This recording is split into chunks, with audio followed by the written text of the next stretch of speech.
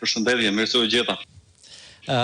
Një mori ngjarje është sot që e kanë mbajtur median po dhe opinionin publik në ajër, themi kështu, dhe vazhdon ky suspense, por të ta nisim nga zëvendës kryeministra Balluku që shkoi në SPAK, ishte gjithë java që prisnim që të shkonte zonja Balluku në SPAK, ka shkuar sot me pak minuta vonesë edhe gjatë ditës së sotme.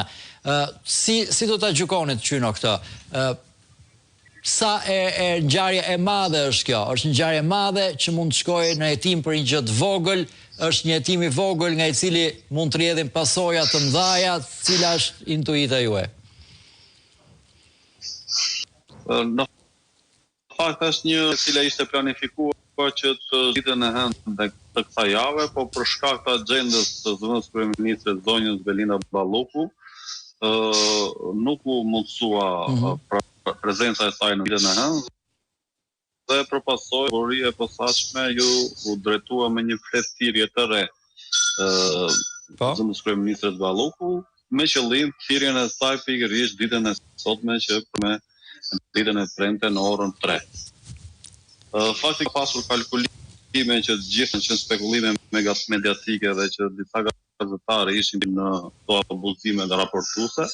Faktikisht, sepse edhe për faktin që dhe SPAK nuk kishte dalë me një njoftim zyrtar, por që gjithë trajta e komunikimit të SPAK-ut me opinionin publik është çështja përfundon, çështja mbyllet çështja në pas dërgohet në gjykatë. Dhe në këtë rast nuk ishim në fazën e mbylljes së hetimit dhe dërgimit në akteve në gjykatë, por ishim në një moment procedurial të komunikimit të akuzës për sa i përket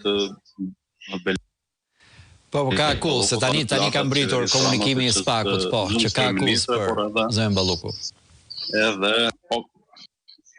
ka akuzë sepse pavarësisht se disa nga që thoja unë në thonjza janë pranë zonjës Balluku, që u raportua që shkoi për të pyetur, largua. Por si mund të pyetet një i dashur që hyn në SPAK, që ndron 5 minuta dhe del. Po vetëm për të dhënave kredencialeve të personit, zgjat më shumë se 20 minuta. Si mund të hysh aty dhe të mbarrosh pyetjen për 5 minuta? Pra nuk ka as edhe rrjedh logjike, as rrjedh kohore, as dhe rrjedh ligjore, sepse nuk është pjesë në pyetje. Kjo është faza së të pandehur ku në tim i qartësohet statusi juridik dhe një kohësisht dhe akuza për cilat po hetohet.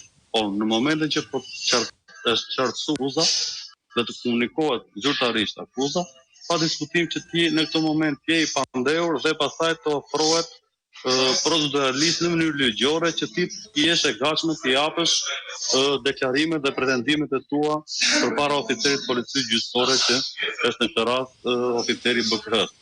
Pra është qëndrim që japësh deklarime pa por besoj sot që zëvendës kryeministra ka kërkuar që të njihet me aktet hetimore të dosjes për cilën ajo po hetohet dhe më pas të vijë në një moment të dytë dhe të japë sqarime për me gjitha pretendimet dhe gjithë faktet apo provat që ata kanë administruar në procedimin penal kundër tyre.